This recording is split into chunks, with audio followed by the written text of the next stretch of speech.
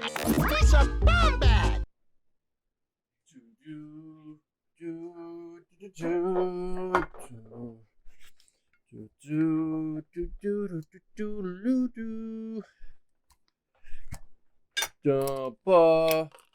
Avoid a copyright strike. Da, da.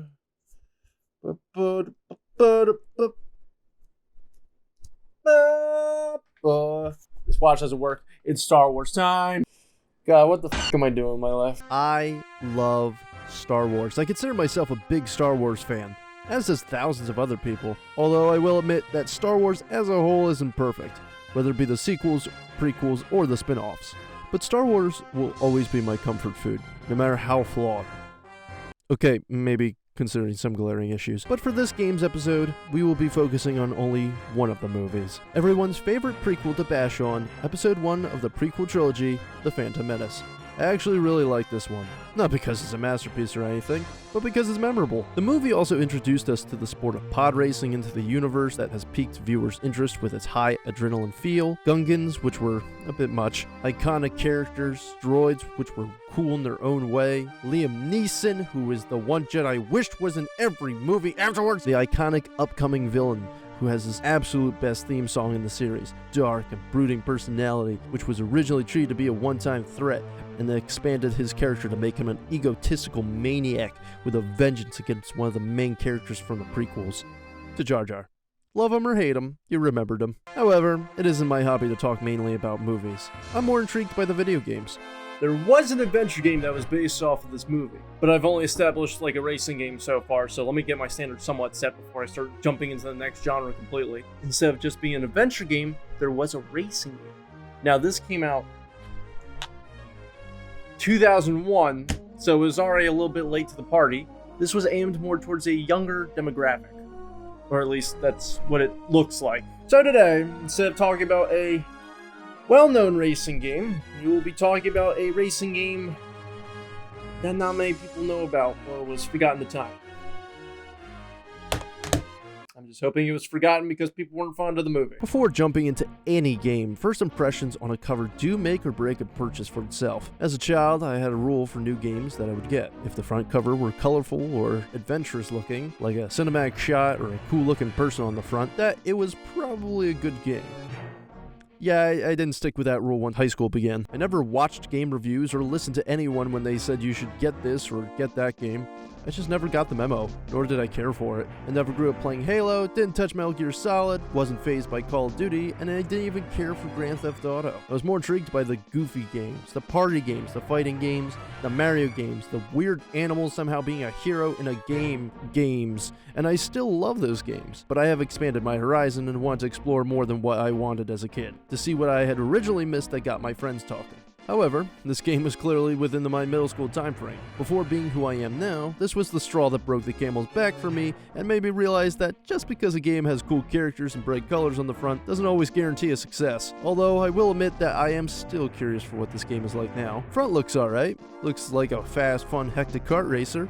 The back screenshots say otherwise though. You never seen Star Wars like this? I hope that's a good thing.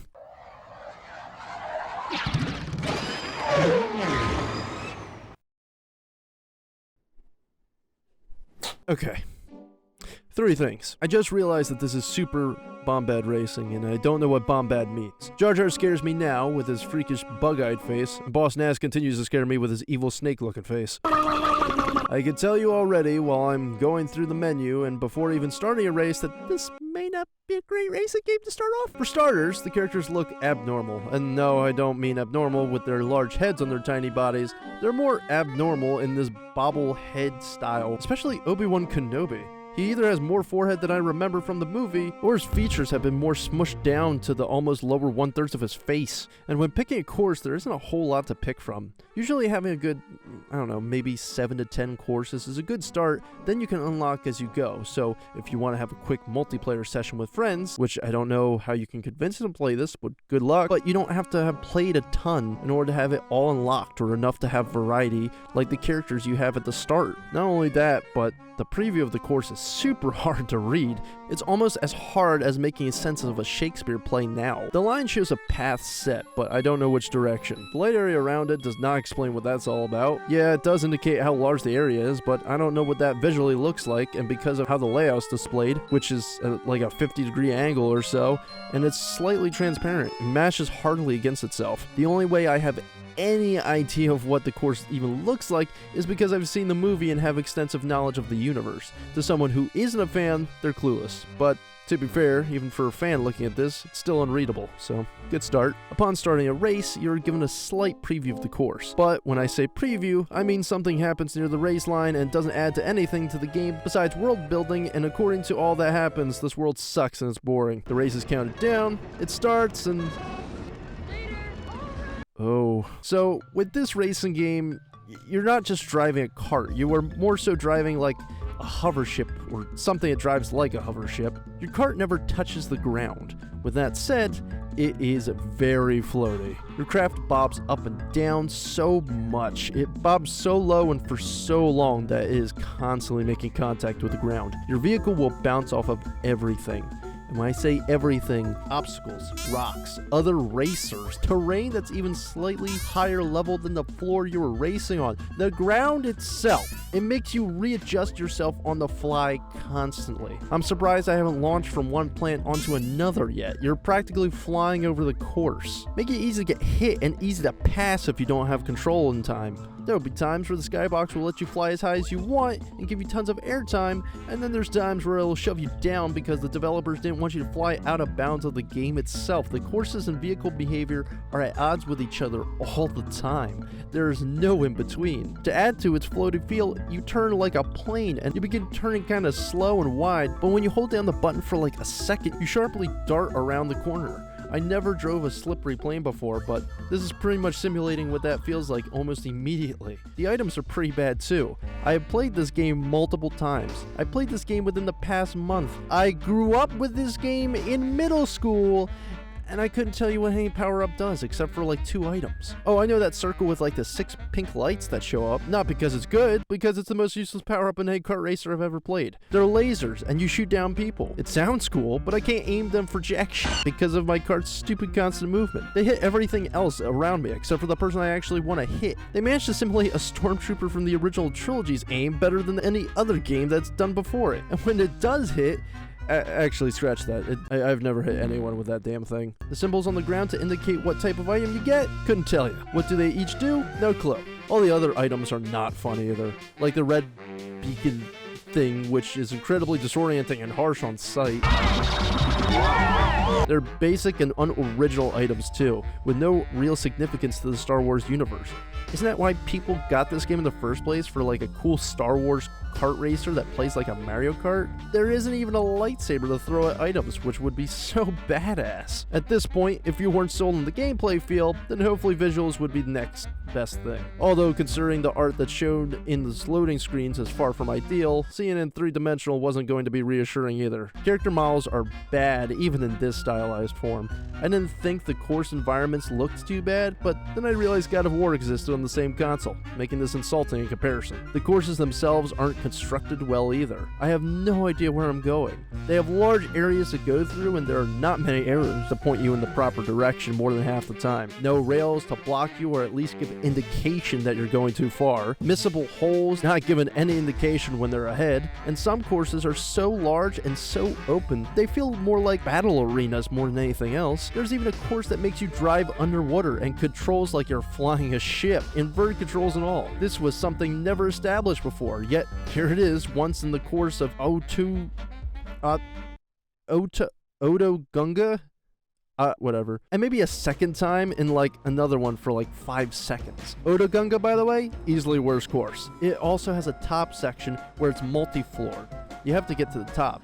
I mean, it doesn't sound bad. The itsy-bitsy problem is that you don't enter this area from the bottom floor. You enter it on the second floor, and there is a large middle portion missing that if you fall down, you'll be taken to the very bottom, which there is no other reason besides being an inconvenience. That is not indicated. Also, reminder, this is a kid's game, and I'm in my mid-20s, and I don't know where to go. While I continue to run away from the main course, there is a battle mode as my side dish, and it isn't the worst, I have to admit. This is actually what the vehicles felt like they were made for. A large area to fight others in and fly around in for a bit. It's fun. For about 10 minutes, and then it just makes me want to play something else instead. The arenas are fun and all, but... Wait, are those last two from the original trilogy? Pit of Krakoon and Hal's Asteroid. Those aren't from the Phantom Menace. What? So, this game doesn't have consistency either. While I'm on the topic, there is one secret character to unlock in this entire game. He is from the original trilogy, and in order to unlock him, you must beat the Galaxy Circuit, which is all the courses that you can race through in this game with Anakin Skywalker. If you don't know the answer, then you probably have never ever heard of Star Wars before. Excellent.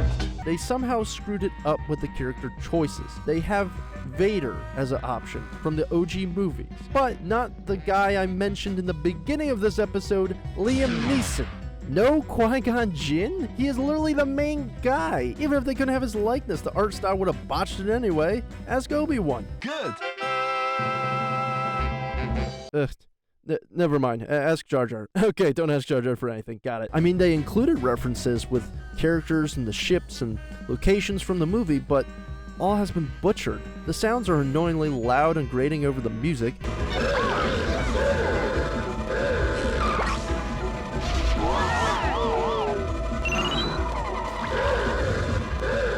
And even the music sounds like a band from the Cantina did a crappy version of the masterful Star Wars soundtrack itself.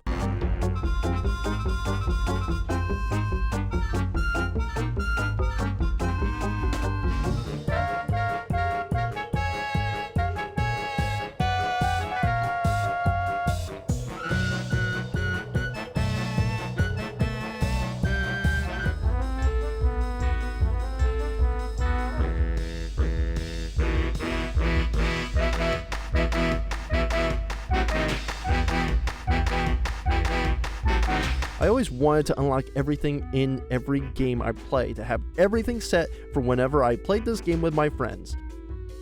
This is probably why I didn't have many friends now that I think about it. Sadly, though, even beating all the modes and such in this game, it didn't get me much even though I poured hours into it. I got Vader, like I said before. I got courses that got progressively worse the harder they got, arenas that weren't even from the movie of reference, and mirror mode, which even doing that gave me nothing, so there's no point in playing Race Mirror besides playing it with all 0 of my friends. The only thing, and I mean only thing, that made this game even slightly interesting was the cheat codes I found for this game. Yeah, this game has some pretty interesting cheat codes, like Super Boost and other stuff, but what makes these mainly interesting was actually the hidden content. Now, there is cheat codes for different languages.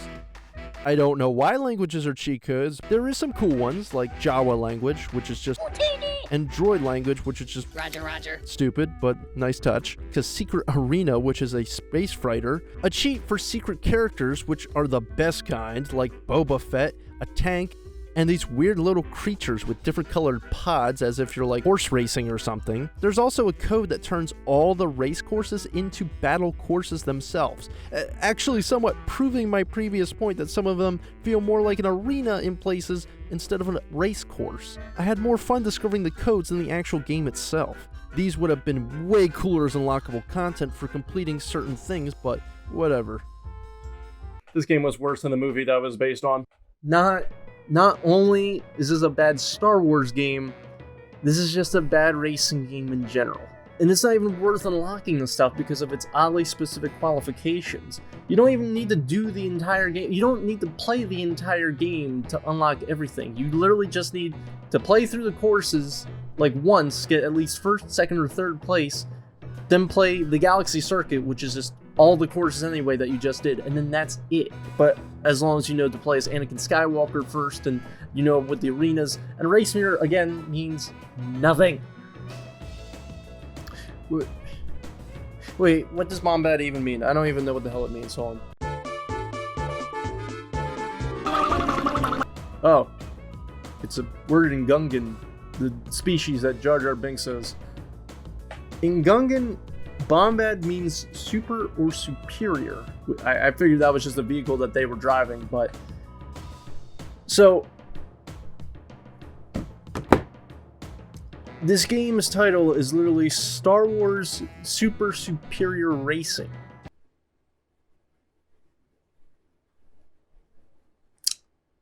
Yep. This game superiorly sucks.